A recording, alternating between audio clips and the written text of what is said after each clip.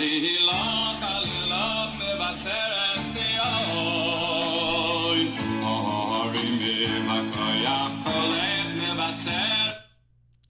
song. Another one from Rabbi Baruch Chait from his album called Salonika Volume 5. How's everybody doing? Let's light up the darkness. Who's with us? There's my mouse. Oh, what the heck just happened? What just happened? Here we go. Okay. Who is with us on a Monday night? Guy in Ohio, Sharon in New Jersey, Stephen in Maine, Shandora in the Bronx, Melissa in Great Neck, Nancy in North Carolina, James in Indianapolis, Bella in Florida, David in New York, John in the Pacific Northwest, Renee in Indiana, Kelsa loves the music, John in Maine, Bill in mid-Missouri, over on the YouTube side, Michelle in Washington State, Yitzhak in Kansas City, Lynn in North Texas, and Marjorie in Georgia. Welcome, everybody.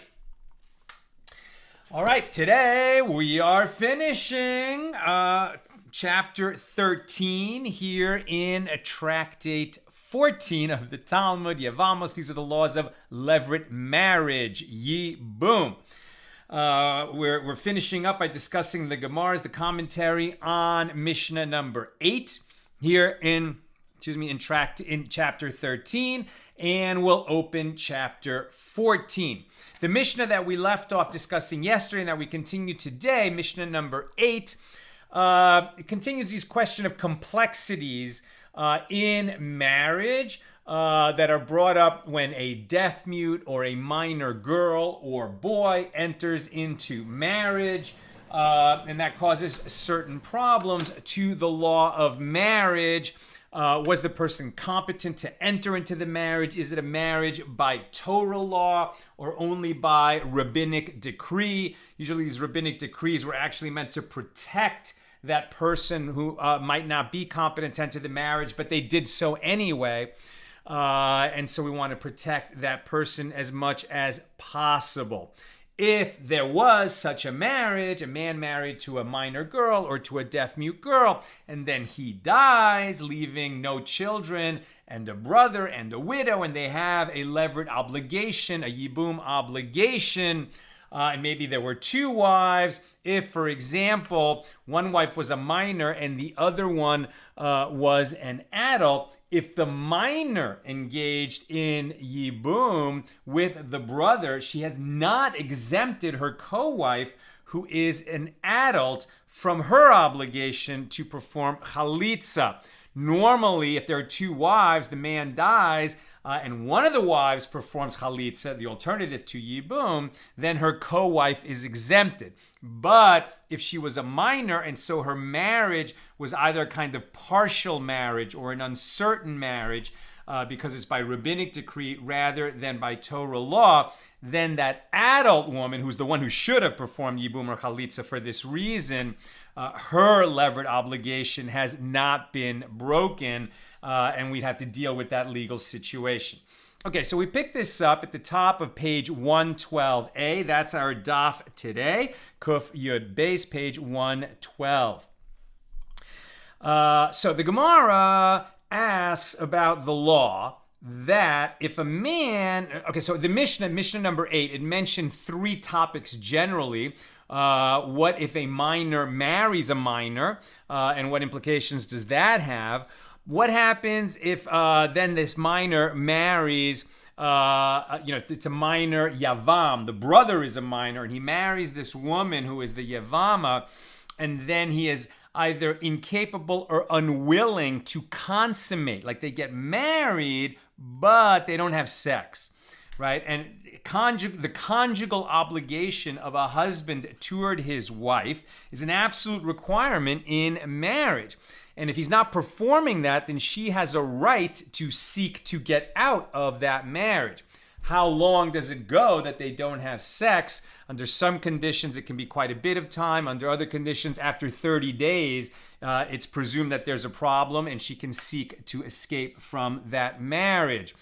And also the issue of what if a woman vows while she's married or after her husband dies not to benefit from her brother-in-law who would come before her for yibum. So if she vows not to benefit from this man, it's like she's created a situation where she cannot be married to him, and then chalitza becomes the alternative.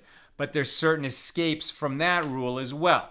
All right, so we're picking up with that middle topic here at the top of page 112a. So the Gemara asks about the law that if he has not consummated marriage, he is forced to perform chalitza. The court steps in and forces this man who won't have sex with his wife, with his yevama, with whom he's supposed to be performing yibum. He opted not to perform chalitza. He said, I will perform yibum with her, but then he doesn't do it.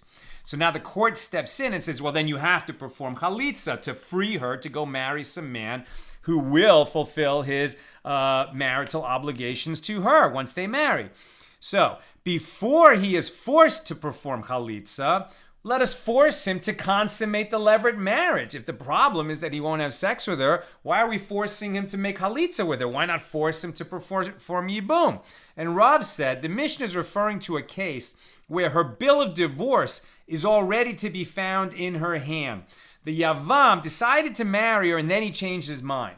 Right, so the yavam has already given her a bill of divorce, but she claims that he never consummated the Leverett marriage and that therefore she is not released by the bill of divorce and still requires chalitza. An interesting case. He said, I will perform yibum with her. She said, I will perform yibum with him. They go off and they start living together, but they don't have sex. He doesn't have sex with her. So after a month, he says, you know what, it's not going to work out. I know we said we'd get married, so we didn't perform chalitza. So now I'll give you a bill of divorce so you're free to go and marry someone else. And she says, well, wait a minute. We never got married. You can't give me a bill of divorce. We still have a Leverett obligation that's not going to be broken by this, sort of questionable bill of divorce. What we need to do is perform chalitza. So the Gemara, so the MIshna, according to Rav, is referring to this kind of a case where he gave her the bill of divorce. The yavam has given her a bill of divorce, but she claims he never consummated the Leverett marriage. Now the Gemara raises an objection.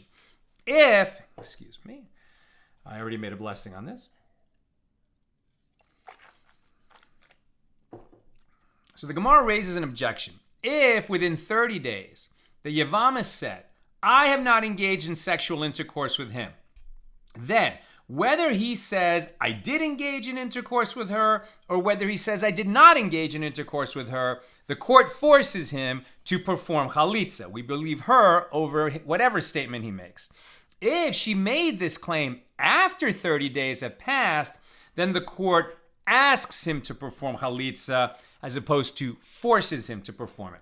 If she says after 30 days, I engage in sexual intercourse with him, and he says, I did not engage in sexual intercourse with her, then he releases her with a bill of divorce because the legal presumption is that after 30 days of living together, that he did have sexual relations with her. If he says, I engage in sexual intercourse with her, and she says, I did not engage in sexual intercourse with him, even if he retracted his statement and said, I did not engage in sexual intercourse with her, this situation requires both a bill of divorce and chalitza. The fact that the Baraisa requires a bill of divorce indicates that the entire passage is referring to a case when she did not yet have a bill of divorce. And Rabbi Ami says, when the Baraisa says that she requires a bill of divorce, it doesn't mean that he has to give her one. It means that she requires chalitza along with the bill of divorce that she already received.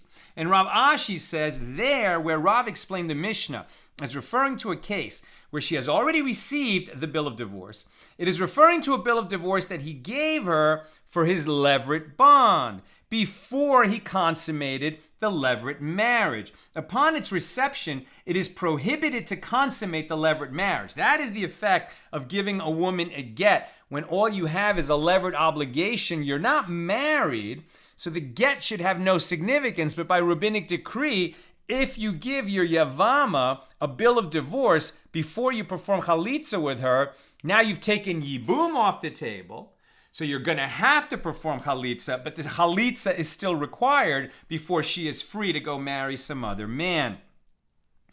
So here in our baraisa, it is referring to a bill of divorce that he gave for his consummation of the Leverett marriage. They did get married. Once they perform yibum, they're fully married. The only way that she can now leave that marriage is if he gives her a get, if he gives her a bill of divorce. It was told a certain couple, a yavam and a yevama, right? So she's the widow. The husband died childless, leaving a brother and a widow. So the yavam and the yevama, who both admitted that they had not consummated the Leverett marriage, came before Rava. Rava said to the sages who sat before him, arrange chalitza for her, and she's done. Resolve her case. So Rav Sherevya said to Rava, but it is taught in a baraisa that she requires a bill of divorce and chalitza, because they were living together long enough that we would have assumed that they are married. They both say they didn't have sex, so they need chalitza since they never consummated yibum, but we're also going to force them to give a bill of divorce because there's a kind of prevailing assumption in the community that after having lived together for long enough that they would have had sex and she can't go free without the bill of divorce. So we require both as a matter of public policy. And Rava said to him, well, if this baraisa is taught, it is taught, and I retract my ruling on account of you letting me know that that's what the law is. Hun, the son of Rav Nachman, asked Rav Nachman, his father, what is the law with regard to her co-wife? If the yavam consummated the Leverett marriage with his brother's wife, the rival wife is exempted. In the event that the yevama who entered Leverett marriage says that her yavam never consummated the Leverett marriage with her, is there a need for a procedure to exempt the rival wife from the Leverett bond? Right. So what happened here? A man died childless. He had two wives. One of them said, I will perform yibum with my deceased husband's brother. And the brother said, I will perform yibum with her. They moved in together. A month goes by, they never had sex. And so the yibum now is going to say it needs to be broken up. And as we've seen, it needs to be broken up with both chalitza and a bill of divorce. Meanwhile, there was a co-wife.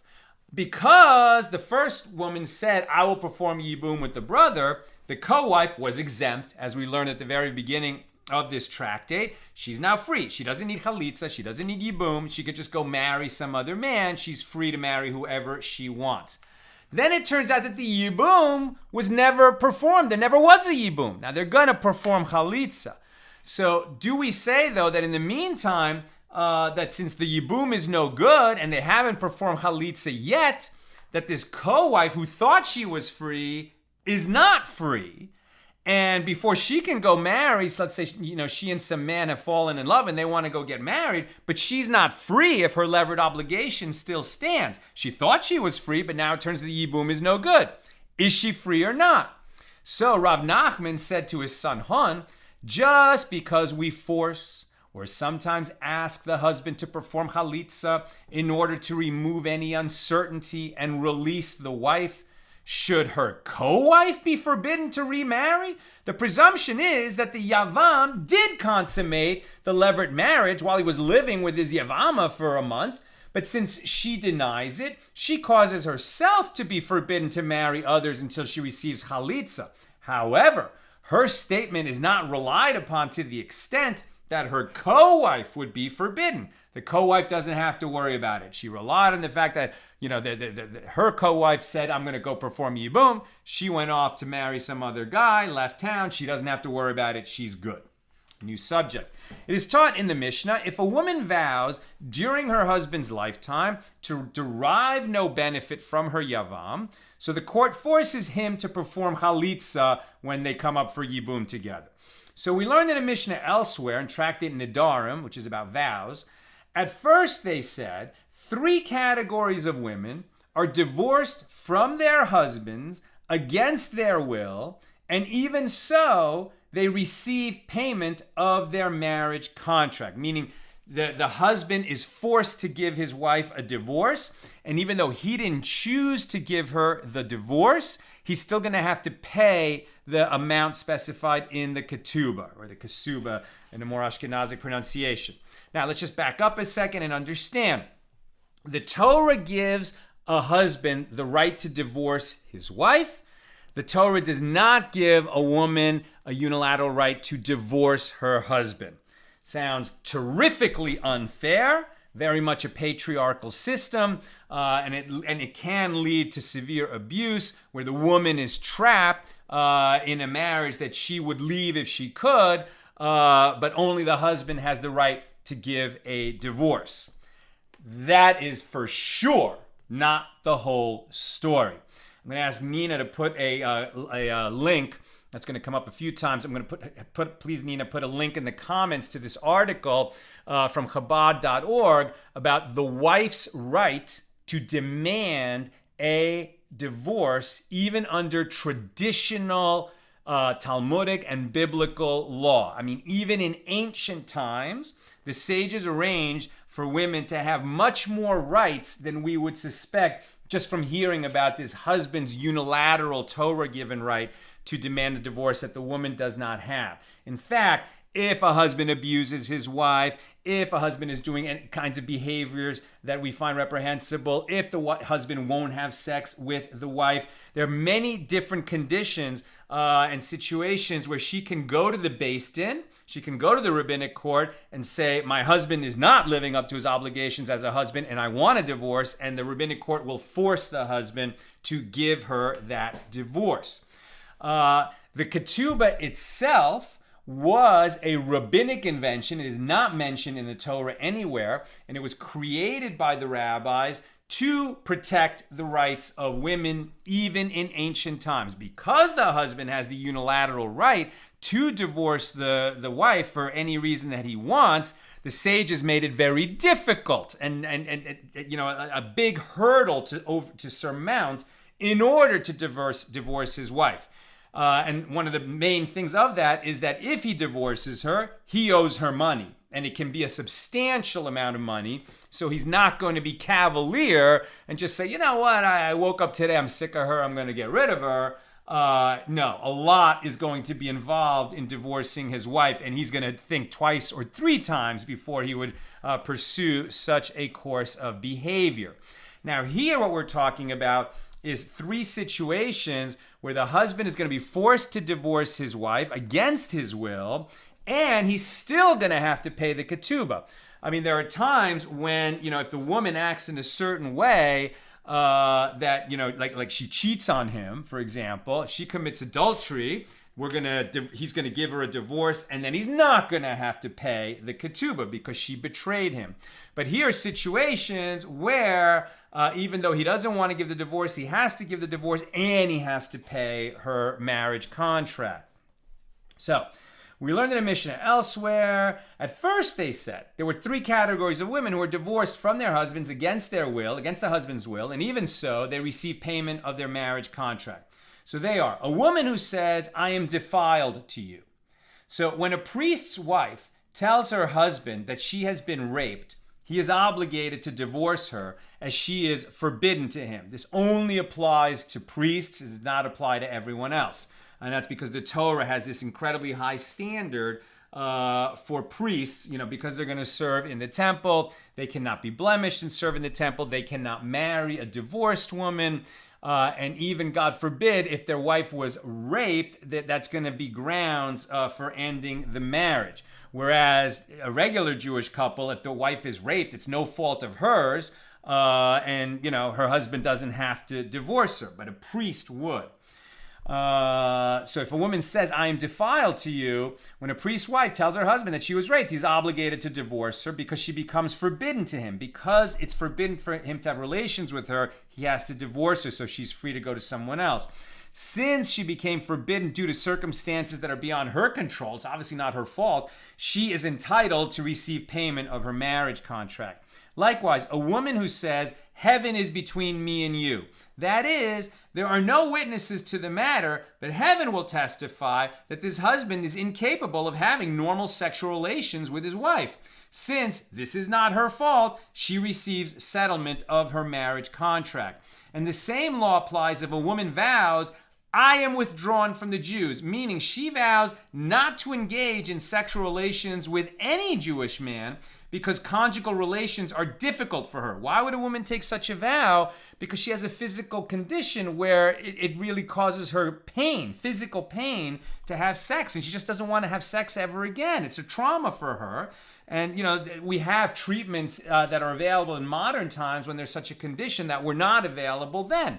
So she needs to be free to leave this marriage and not suffer the pain of sex against her will, even with her husband. And if that happens, so she vows never to have sex again because, husband or not husband, the problem is the physical pain. So she's not going to have sex again. So the husband has to divorce her and pay her the marriage contract. But the sages subsequently retracted these rulings and changed them. And they said that in order that a married woman should not cast her eyes on another man, right? Because maybe what was really going on when she says, I vow never to have sex with another Jew, the problem isn't that she has pain and never really wants to have sex again with anyone, but rather she wants a way out of this marriage with this man. And so she's saying, I can't have sex with him, I want out. So she says she's taken this vow, he has to divorce her and pay her marriage contract, and then she changes her mind, right? And maybe sometimes she's going to get that vow annulled or even transgress against her own vow and just go marry someone else. So lest that her vow be abused, she makes a vow like that just to get what she wants, which is to go off with some other man, lest she be able to do that, in order to be with that other man and ruin her relationship with her husband and receive payment of her marriage contract. For that reason, these laws were modified. So then the sages said, a priest's wife who says to her husband, I am defiled to you, must bring evidence for her statement that she was raped. And a woman who says heaven is between me and you, meaning that the husband sexually can't perform, the court deals with the matter by way of a request. And the husband is not forced to divorce the wife, but the court strongly urges him that if this is true, then you need to divorce her. But we can't prove it, so they're not going to force him just on the basis of her unilateral statement, since there's no other evidence that can be brought. As for a woman who says, I am withdrawn from the Jews, meaning she vowed never to have sex with another man, so her husband must nullify his part in the vow. That is, since a husband can nullify the vows of his wife, he says, well, I nullify the part where you said you're not going to have sex with any Jew ever again. That is nullified with respect to me, the husband, but I leave in place that you have vowed you're not going to have sex with any other man. So in that case, she remains permitted to her husband, and she may have relations with him, but she is withdrawn from all other Jews, so that if he divorces her, she is forbidden to all, and that's going to discourage women from making such a vow lightly. A dilemma was raised before the scholars. If the wife said, I am withdrawn from the Jews, and the husband nullifies his part of the vow, well, then what is the law with regard to a yavam, right? If she was sincere when she said this, but the husband doesn't release her, he says, well, you could still have sex with me, but just not with anyone else, and then he dies, and he never had a child, so then can she perform yibum with his brother? Maybe the real problem was that he hurt her when he had sex with her, and she's going to be okay if she marries someone else, and maybe the brother is a good candidate for that. So what is the law with regard to the yavam? Once the husband has died, does her vow apply to him? So when she takes the vow, does it enter her mind that her husband will die and she will happen before a yavam or not? If she did entertain the thought, then the vow applies to the yavam, and he is prohibited to her also, as the husband's nullification applies only to himself. And so she must perform chaltizah and yibum is not available, which is probably what she wanted. If she did not consider the possibility of becoming a yevama when she made that vow, then the vow does not apply to the yavam, and she can enter into yibum if she wants to. Her vow was directed only against any potential suitors that she might have if her husband divorced her. Rav says a yavam is not like a husband. She did not intend that her vow be directed against him at all, and so she may enter into yibum with her. She may enter into yibum with him. And Shmuel says a yavam is like a husband in this respect, and the vow applies to him like it did to the husband. And so he must perform chaltizah. Abaye said, ruling according to Rav's opinion, stands to reason, as we learned in the Mishnah. If a woman vows during her husband's lifetime to derive no benefit from her yavam, the court forces him to perform chaltizah. And if it is the case that it enters her mind that the husband will die and she will become a candidate for Leverett marriage with the yavam, then the Mishnah should have said that the court asks the yavam to perform chaltizah rather than forcing him. And the court would not force him to perform chaltizah in a case where she deliberately attempted to avoid fulfilling the mitzvah of yibum. So the Gemara answers, with what are we dealing here? With a woman who has children with her husband when she makes the vow. So she never contemplated that she would be in a yibum situation because she's already had kids with this man. Why would she end up in a yibum situation if the man had children? Because as we've seen, if the children tragically died, and then at the time of her husband's death, he had no surviving children, no heirs, and he did leave a brother, then yibum does apply. So when she made the vow, she had living children with this man. It didn't, it just didn't enter her mind that those kids might die and that she might come before the yavam. So she wasn't thinking of it that way. Now the Gemara asks, but if she has no children, what is the law? Is it that we ask him to perform chaltizah, but we do not force him? By the way, we're on 112b now. If so, then instead of teaching the more remote case, that if she intended to do so to avoid Leverett marriage in the event of her husband's death, even if she vowed during her husband's lifetime, the court merely asks him to perform chaltizah with her. So let the Mishnah distinguish and teach the distinction within this law itself as follows. In what case is this statement said? When she has children. But if she does not have children, the court merely asks him. So rather learn from it that there is no difference between when she has children and when she does not have children. Either way, if she vowed never to have sex with another man, this includes the yavam, and we force him to perform chaltizah with her in accordance with the opinion of Rav, as there is no assumption that the woman planned to avoid Leverett marriage unless she says so explicitly. She merely said, I will not have sex with any man. The husband might have nullified himself as part of her vow, but he left it in place for all other men. And so if he dies, leaving no child and a brother, we force them to perform chaltizah. And that concludes chapter 13. We move forward to chapter 14. It's a new chapter, but it's basically continuing this same set of queries. When we have complicated, nuanced marriages that are somehow non-standard and unusual, how does this impact the law of Leverett marriage? So here we go, Mishnah number 1 of chapter 14, here on page 112b. With regard to a deaf mute, we've seen over and over again in the last few days, a deaf mute was considered somebody who was legally not competent. Today, there's so many ways that modern society provides for deaf mutes to communicate, and we can see that they're legally competent or not. But in ancient times, there was a presumption that a deaf mute is not legally competent to enter into contracts, including marriage. But if they did, they're going to be protected by this rabbinically ordained marriage as opposed to a Torah marriage. So with regard to a deaf mute who married a legally competent woman, a deaf mute man who married a legally competent woman, and a legally competent man who married a deaf mute woman, if either man wants to divorce his wife, he may divorce her. And if he wants to maintain her as his wife, he may maintain her. And the reason why a deaf mute man can divorce his wife is that just as he marries her by intimation, i.e., his marriage is not performed by explicit speech since he can't speak, but a deaf mute who relies on gestures is able to marry a woman using gestures. And so too, he is able to divorce her by way of intimation. So we see they didn't have, some kind of a standard sign language that we have in modern times, but they still had this idea that he could make his wants known through gestures and that he could marry through them and he could divorce through them.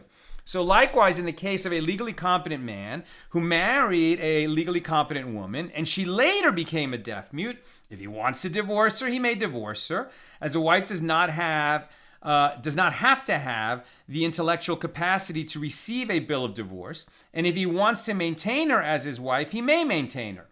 If, however, she became an imbecile, however you pronounce that, And by imbecile, they mean somebody who is not legally competent to understand what is going on, right? Somebody who has the mental age of a small child and cannot enter into contracts, right? So if he was married to a woman and she became an imbecile, so he may not divorce her, i.e. a bill of divorce is ineffective in this case. If he became a deaf mute or he became an imbecile after they were married, he may never divorce her, as he does not have the legal competence to give a bill of divorce. Rabbi Yochanan ben Nuri said, for what reason is the law that in the case of a woman who became a deaf mute, her husband may divorce her, but in the case of a man who becomes a deaf mute, he may not divorce his wife? If the bill of divorce written by someone who formerly possessed all his senses and later became a deaf mute is invalid, it stands to reason that it should not be valid when she becomes a deaf mute either. And they said to him, the man who divorces his wife is not similar to the woman who is divorced. In what way? As the woman is divorced whether she is willing or unwilling, right? So this is according to Torah law that the man gives a divorce, and if he, sort of serves her with it, if he hands it to her, then she's divorced, even against her will. Since the woman's consent is not required, she may be divorced even if she is a deaf mute. And conversely, the man divorces his wife only willingly. He has to be willing to give the divorce. He can't be divorced unwillingly. And therefore, the bill of divorce of a deaf mute who was considered not legally competent is ineffective. And that's why the man who married according to Torah law and then became a deaf mute cannot divorce his wife, at least in ancient times when he was unable to establish his legal competence, even though they could use gestures in that kind of borderline case. Now, Rabbi Yochanan ben Gudjada, I'm not how to pronounce it, Gudjada, testified with regard to a female deaf mute whose father married her off when she was a minor, which means her marriage was valid by Torah law because her father married her off, that she can be divorced with a bill of divorce even when she matures and is no longer under her father's authority, right? Her father married her off. He had the right to do that because he's her father, but she was a deaf mute. Then she can receive the bill of divorce even when she becomes an adult and she's not under the father's authority. Now, despite the fact that she is not legally competent because she is a deaf mute. So they said to him, this woman too has a similar status. In other words, a woman who possessed all her faculties and later became a deaf mute is comparable to a minor whose marriage was valid by Torah law because her father married her off, and later, when she had matured and was no longer under the authority of her father, received a bill of divorce. Both of these women can receive a bill of divorce in accordance with the principles stated in the previous paragraph. It's a long Mishnah. The Mishnah continues. In a case where there were two deaf-mute brothers married to two deaf-mute sisters. Now we introduce the problem of co-wives, or who potential co-wives who are sisters, right? Two brothers marry two sisters. If one of the brothers dies, then his widow would come before the other brother for yibum. But they cannot perform yibum because that man is already married to the yevama's sister. It would be a prohibited relationship. Therefore, no yibum is possible and no chalitza is necessary. Exempt. Except that here the two brothers are two deaf-mute brothers married to two deaf-mute sisters. Therefore, the marriages are not marriages by Torah law. And therefore, now you've got a situation where the yavam has a wife by rabbinic decree, but not by Torah law. So there is some kind of a Leverett obligation when his brother dies. But both marriages are like that. So if both marriages are by rabbinic decree, then both yibum situations would be by rabbinic decree. So let's continue. In a case where there were two deaf-mute brothers married to two deaf-mute sisters, or two legally competent sisters, or two sisters, one of whom was a deaf mute and the other was legally competent, or in a case where there were two deaf mute sisters married to two legally competent brothers, or two deaf mute brothers, or to two brothers, one of whom was a deaf mute and the other was legally competent, all of these women are exempt from chalitza and from yibum. Each of them is forbidden to her yavam because he is married to her sister. And if they were unrelated women, i.e. the women are not sisters, then the men may marry them in yibum. And if they want to divorce them, they may divorce them. So here, the deaf-mute women are treated exactly like the legally competent women. However, if two brothers, one of whom is a deaf-mute and one is legally competent, were married to two legally competent sisters, and the deaf-mute married to the legally competent sister died, what should the legally competent brother who's married to the legally competent sister do? His brother's wife is released without yibum due to the prohibition with regard to a wife's sister. If the legally competent brother married the legally competent who's married to the legally competent sister, if he died, what should the deaf-mute brother who's married to the legally competent sister do? He divorces her with a bill of divorce, as his wife's sister came before him for yibum by Torah law, and the legal status of her marriage and her yibum is higher than his own marriage because they were two legally competent people in a Torah marriage. In the other case, there's a deaf-mute married to a legally competent person, so that's a marriage by rabbinic decree. So that marriage has the legal status by Torah law, and the legal status of her marriage and her Leverett marriage is higher than his own marriage, which applies only by rabbinic law. And his brother's wife is forbidden to him forever, and there is no remedy for her. He cannot marry her, as by rabbinic law she is the sister of his ex-wife. Nor can he exempt her by means of chaltizah, as she is a deaf-mute, and a deaf-mute cannot perform chaltizah because she must recite verses from the Torah in order to perform chaltizah. If two legally competent brothers were married to two sisters, one of whom is a deaf-mute and the other one is legally competent, and the legally competent brother married to the deaf-mute sister died, what should the legally competent brother who's married to the legally competent sister do? The deaf-mute sister is released due to the prohibition with regard to a wife's sister. If the legally competent brother married to the legally competent sister died, what should the legally competent brother who's married to the deaf-mute sister do? He divorces his wife with a bill of divorce. As the legally competent sister came before him for Leverett marriage, and the status of the Leverett bond is higher than the status of the marriage to his wife, who is a deaf-mute. And he releases his brother's wife, who is not a deaf-mute, by means of chaltizah, as they are both legally competent and can therefore perform chaltizah.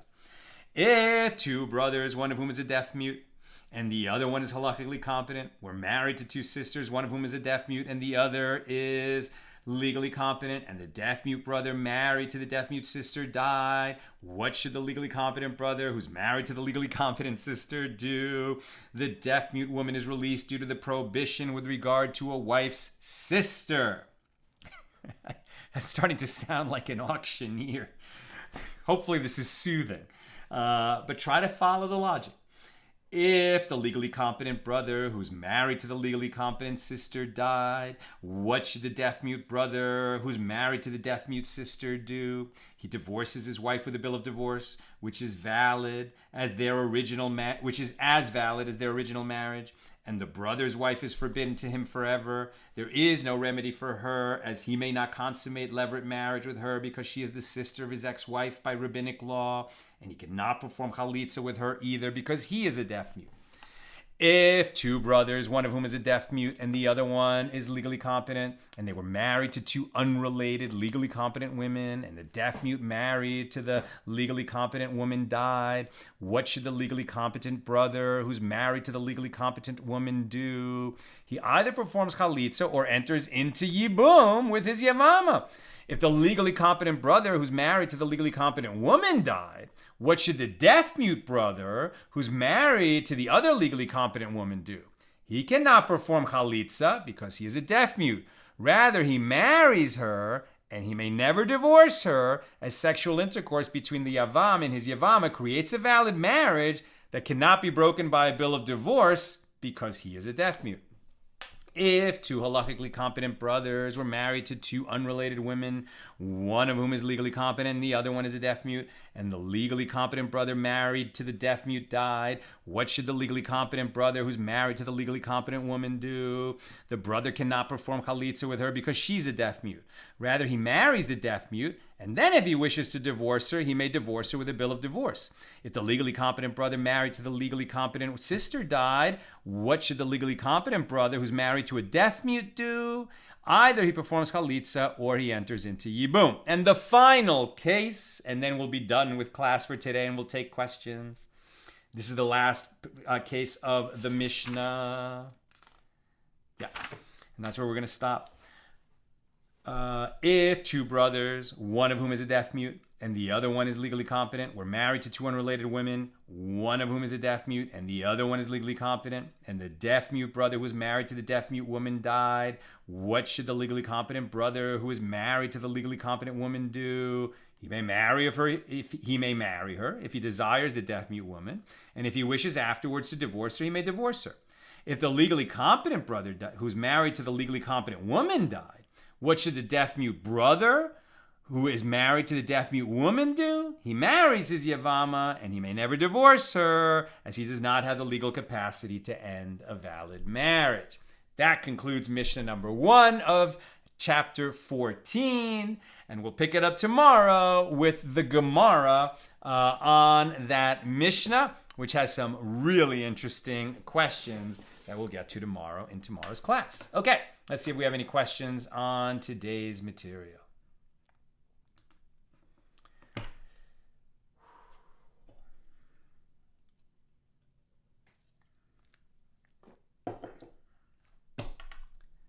Eugenia, what happens if a woman is divorced and vows only to have intimacy when she remarries? She's in great shape. She doesn't even need to make that vow because by Torah law, the halacha is you can't have sex outside of marriage. So you don't even need to make that vow because you should only be having sex when you've remarried. So her vow is simply saying, I will follow the law. She's in good shape. Sharon, is it still the case of a woman who is raped that she is prohibited to be able to marry a Cohen in modern times? Great question. I don't know. On the one hand, you would say, well, whether or not priests are serving in the temple, and they haven't in 2,000 years because we haven't had a temple in 2,000 years. Nevertheless, the identity of Kohanim remains. We know who priests are. You know, you're a Kohen if your dad was a Kohen. They have a job to do, blessing the congregation on holidays outside of Israel and every day in some communities in Israel. They don't enter cemeteries unless it's for a very close relative, etc. So, you know, like, first of all, what happens if a Cohen marries a divorced woman? Now, he's not supposed to do that. I think even in modern times, he's not supposed to do that, but they do that sometimes. Does a Beis Din step in and force them to divorce? No. What would happen is that their child would be a halal. He would be a disqualified Cohen. He'd still be a Cohen, but he would not be permitted to serve in the temple when Mashiach comes and the temple is rebuilt. And I don't know if they step in front of the room to duchen, to bless the congregation.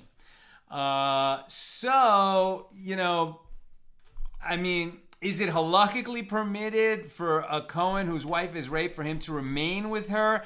I'm not sure. I just don't know offhand. But whether it's halakhically permitted or not, you know, is such a man gonna divorce his wife? That's a different question, you know, and I'd be surprised if he would, you know, given that we live in modern times when our sensibilities are so different. But it's a great question.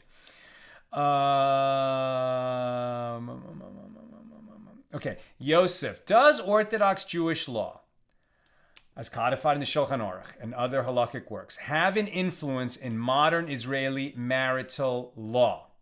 Absolutely, right? So the rabbinate in Israel sort of oversees marriage in Israel. It's a very interesting thing because, you know, most Israelis are secular. They actually sort of, you know, they marry Jewish because they live in Israel. For the most part, they marry Jewish. And like the synagogue that they never go to, when they finally do go to synagogue, they would only be comfortable in an Orthodox synagogue. But even though most Israelis live a very secular lifestyle, certain, sort of civil institutions are nevertheless run by the Israeli rabbinate. And this causes tremendous issues, kind of political issues, cultural issues in Israel. And so, like, for example, if a Jewish man wants to marry a non-Jewish woman in Israel, very difficult. I don't know that much about this, but I remember hearing this. And so, when they want to have such a marriage, they need to leave Israel. And they often, I think, go to Cyprus to have those marriages. And then, it's still recognized as under civil law, but there's definitely tremendous, political issues surrounding the fact that kind of, Orthodox Jewish halacha, impacts so much of life in Israel, and particularly marital law. There's a lot of other issues I can't think of off the top of my head, but it's an interesting question you've asked that definitely, there's lots of articles written about this.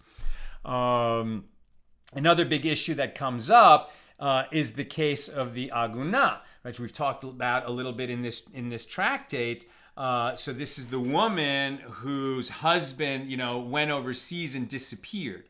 Now, it's actually for this reason that Jewish soldiers going to war will give their wives a conditional get, a conditional bill of divorce, that if I don't come back after a certain amount of time, then this divorce goes into effect and you're not stranded. Right? Like you're waiting for testimony that I'm dead that may never come, and then you can never marry again. There's no statute of limitations on disappearance, but with that conditional bill of divorce, she can go ahead and get on with her life and remarry. So Eugenia, what if the husband cheats on his wife? Can she divorce him? Yes, right? She doesn't have the same procedure that he has. He can just, basically write the bill of divorce and hand it to her, and they're divorced under Jewish law. If he's the philanderer, if he's the adulterer, he's cheating on her, she's going to have to go to Beis Din, right? She's going to have to go to the rabbinic court and say, my husband's been cheating on me. I want out of this marriage. And then the rabbinic court will pressure the husband to grant this divorce, and it's going to happen. There's no license for husbands, to abuse their wives or cheat on their wives or withhold sex from their wives or withhold support from their wives. There's a whole host of issues that are covered in that article that Nina shared in the comments, A Woman's Right to Divorce under Jewish law, where she will get that divorce. It's kind of a little bit different process than if the husband was seeking it, because the husband and wife are different under Torah law. But yes, she can get that divorce. She'll be entitled to it, even under traditional Jewish law, even as it existed 2,000 years ago. That's what I've got for us today. And with God's help, we'll be together again tomorrow for page 113 here in